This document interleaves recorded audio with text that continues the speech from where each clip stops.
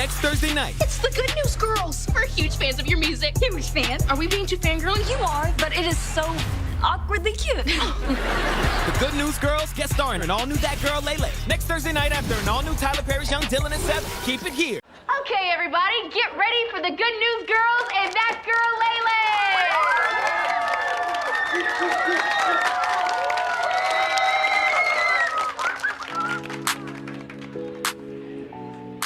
Lately I've been feeling good vibes. Wanna make a difference in this life.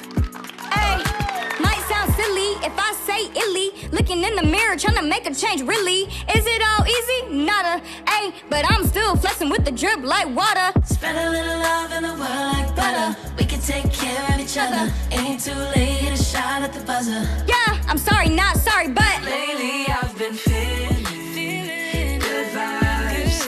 Wanna make a difference in this life. I'll tell you what, Good News Girls, especially you, Naya Damison, who I've been following on social media for many, many years and used to comment on every single one of her Instagram posts saying, once a Naya Damison fan, always a Naya Damison fan. That performance was so damn good, I'm just gonna do it again right the fuck now. Okay, everybody, get ready for the Good News Girls and That Girl Lele! Time to tear this shit up like Terry Labonte again, this time on camera. Turn this shit up.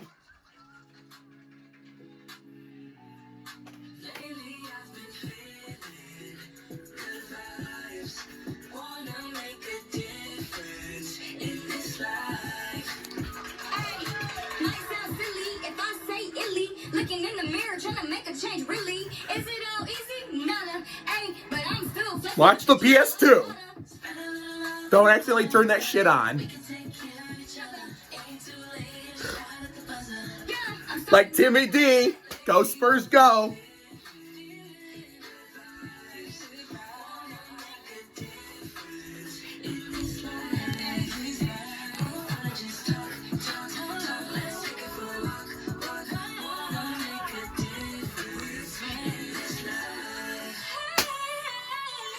Doesn't get any better than that. Hell yeah. Easily my favorite season 2 episode so far. Like, probably one of my favorites of all time, you know, when it comes to the first 2 seasons the show has had. Like, oh mama. But shout out to the Good News Girls and Bailey Morris. Of course, Bailey Morrison alone for...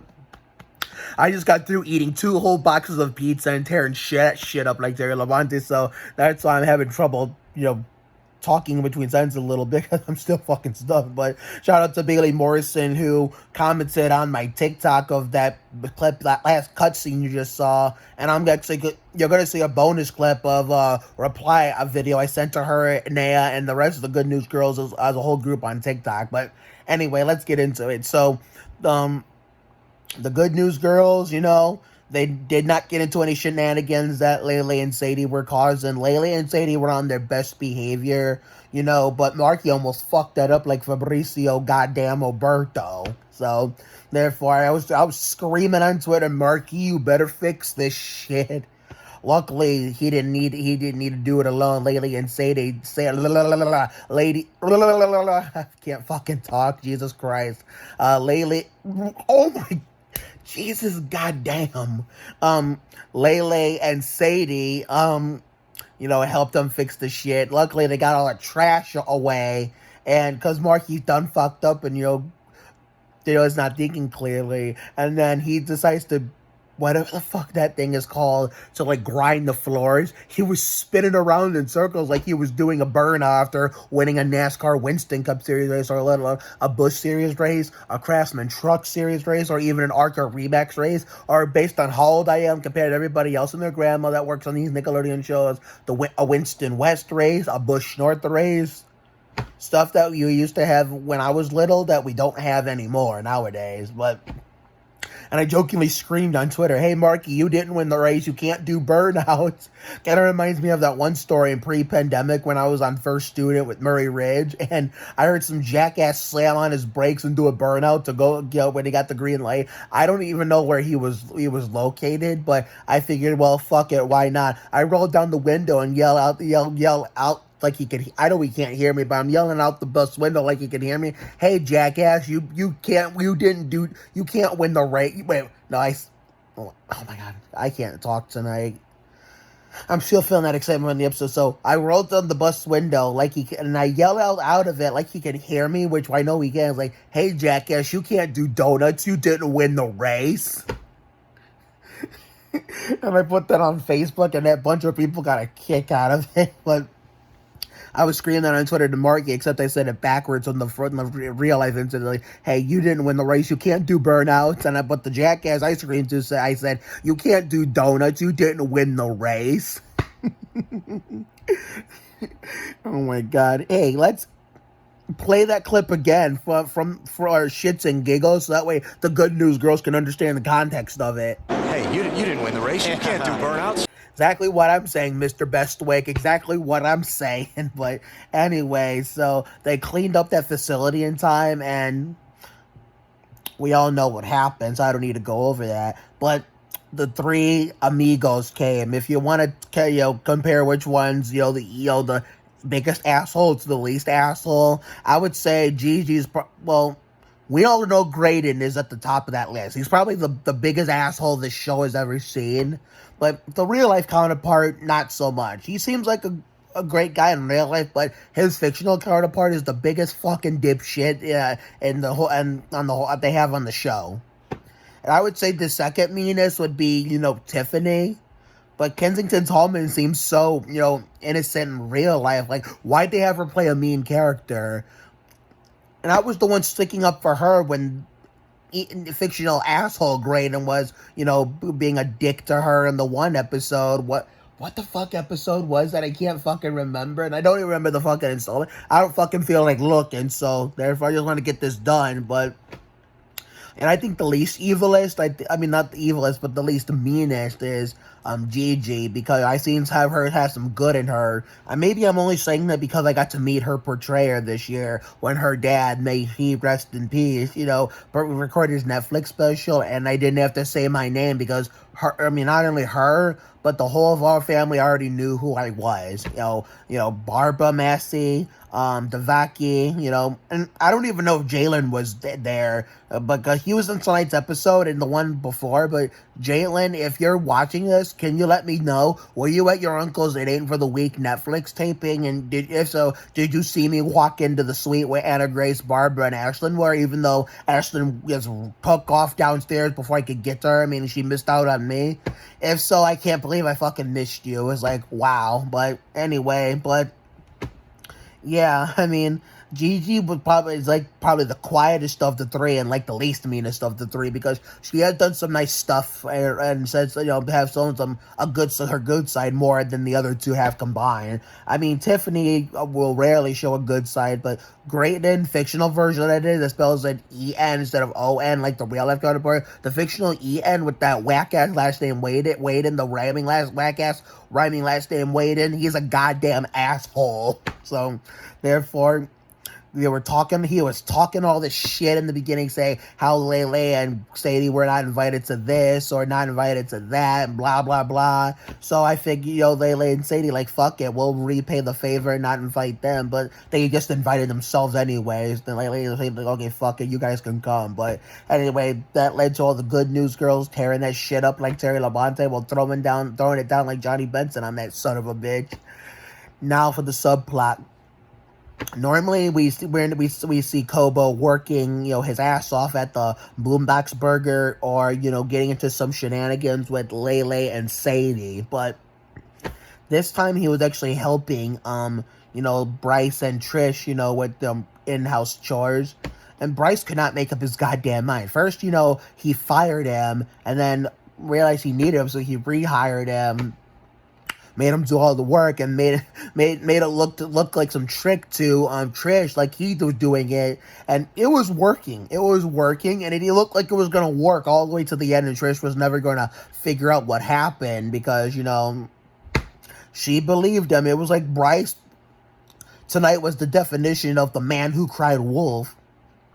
So he pretended to forget about the cornhole thing. When she said, I'm going to go in the closet and get you jersey. Now, she tried to stop her, but I'm pretty sure John, Ron, David, when he was alive and filmed this episode, Wendy, Freddie, Will, Emily, Deja, Angel, and all these, Natalie probably, had him stage it like, like he's gonna tell you not to go in the closet, but you're gonna find something in there. He's not gonna work. So I want you to pretend that nothing's in there. We all know Elijah, aka Kobo's hiding in there, because in real life this shit wouldn't work. The shit wouldn't work.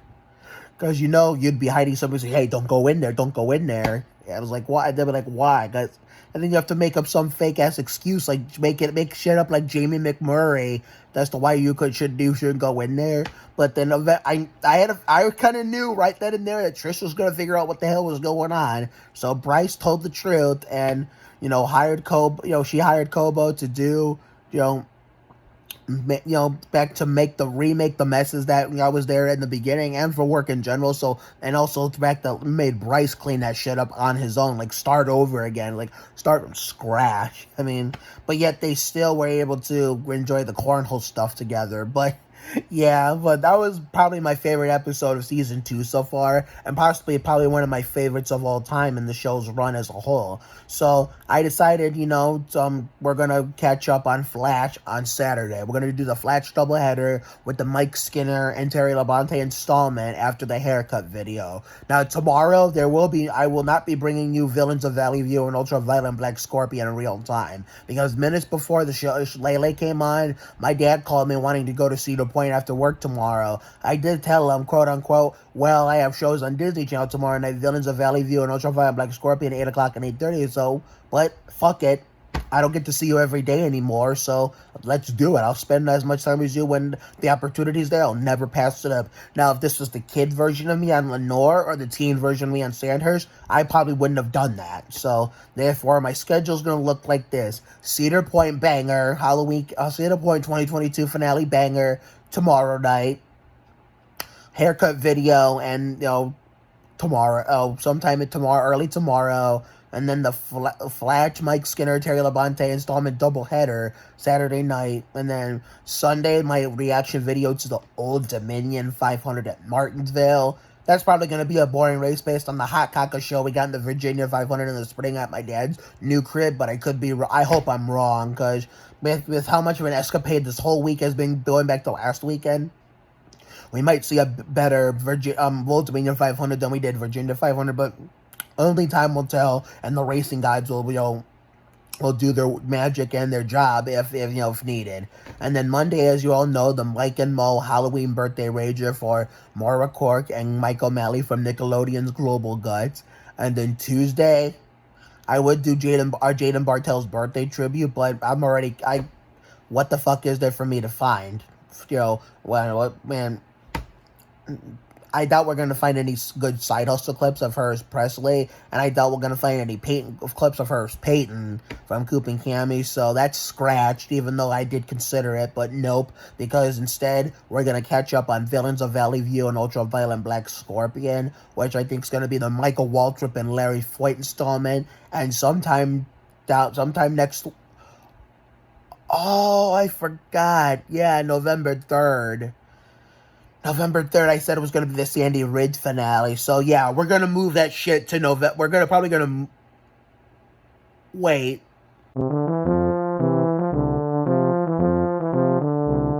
We're going to have to move that shit to next Friday, because after that, it's off to the cold weather, because I do not see another decent day after next Friday. So, therefore, I'm going to figure that out one way or another, what the TV schedule is going to be, because Thursday we can't do it now, because the world premiere of the Really Loud House, the live-action Loud House series that I called is because of how beautiful the Christmas movie was. So, we have to do the reaction video to that, and I think what will be... the Mark Martin installment of Flash after that. So, yeah, we have to stay in for that. But Friday after work, we're going to do it for sure. Friday was official. Next Friday, which I think is, okay, let me see. Monday, Tuesday, Wednesday, Thursday, Friday. November 4th is officially the Sandy Ridge finale. And you're probably like, Mark, what about Ultraviolet Black Scorpion? calm the fuck down. I got that figured out. I'm probably gonna do that. I'm probably gonna do that shit,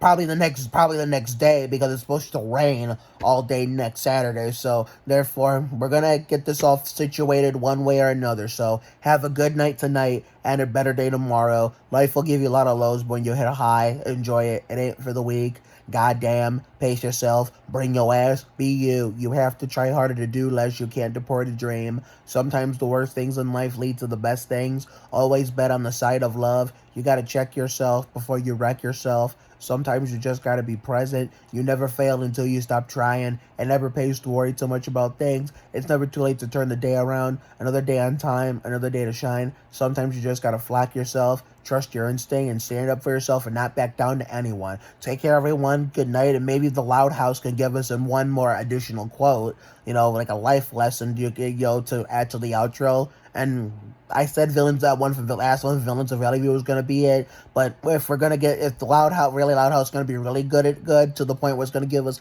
life-changing quotes and life lesson quotes like the other shows have that can use the outros, then we'll use that one. And guess what? That'll be it, because it's gonna be way too much to memorize by heart, and it's gonna get real fucking complicated. But I look forward to what is yet to come throughout tomorrow and beyond and whatnot, and what the never before seen content that's gonna come this winter. I know I said I wasn't gonna explain it, but for those of you who don't know, Richard Petty Fantasy Cup on NASCAR Thunder 2004, a mystery series on NASCAR Thunder 2003 with Dale Sr., which is gonna be video by video, episode by episode. It's not gonna be everything all at once. Wheel of Fortune and Jeopardy PS1 first edition game night. Christmas Brothers stuff with Justin Rogerson, the Jerry Springer Man, merchandise videos with the Sun Liam, aka Supersonic Fan 113, and helping some of my neighbors like Cameron Beal, Matt McKnight, and so on, kickstart their YouTube careers, going over to their houses to help them edit videos, so in case they want to upload videos on their own and I can't always be there, they have to learn how to do it for themselves. And of course, we might bring some comedy skits to Winter Wonderland with, Matt McKnight's daughter Caitlin and his niece Lizzie, and it's going to be an ultraviolet Scorpion skit. You probably know about it, know exactly what it is based on last week's reaction video and the shit I posted on my main TikTok earlier this evening. So see you later, everyone. Well, I did not see this coming at all, but man, it's so good to hear from one of the 4 good news girls. Now here's a little story time for you, Bailey, and of course Michaela and Isabella. So once I started finding a variety of shows after, getting bored of having the same wages with Livin' La Vida Lab Rats for 3 years, 2015, 16, and 17, I began to expand my horizons with the shows I was watching and the celebrities on those shows that I was following and later becoming friends with. And one of them was Naya Damison, your fellow bandmate who's probably one of the biggest Warrior fans that Hollywood's ever gotten at based on the shows I watch, along with Madison Pettis, who played Janelle on Livin' La Vida Lab Rats.